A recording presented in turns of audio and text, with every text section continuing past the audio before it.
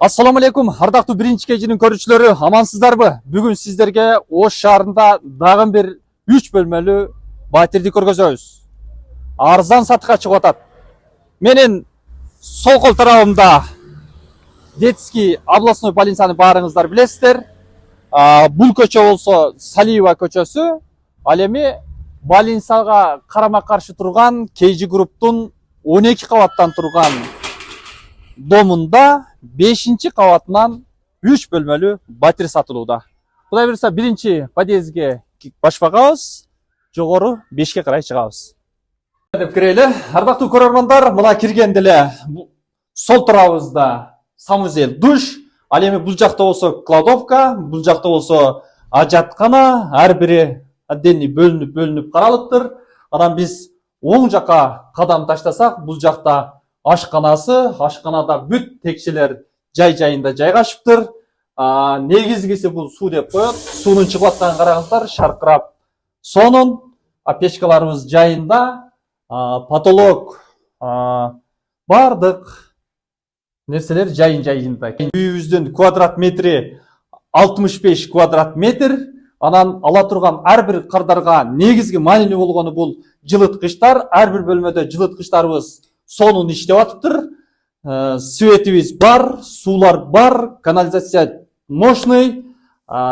Негизгиси газ чечилүүнүн алдында экен.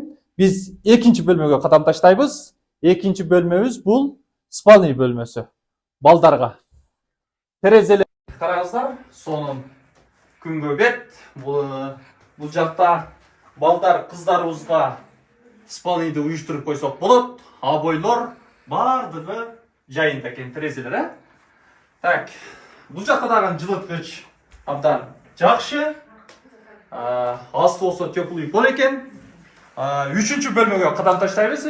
Бул жерде мебелдер бардыгы келишим түрдө эжебиз менен келишсеңиздер болот. Эжебиздин телефон номерин калтырабыз. Келишип чечсеңиздер болот. Так, үчүнчү бөлмөгө кире турган болсок, бул дагы спальный бөлмөлөрдүн бири. Бул жерде дагы мондой мебелдерин калат.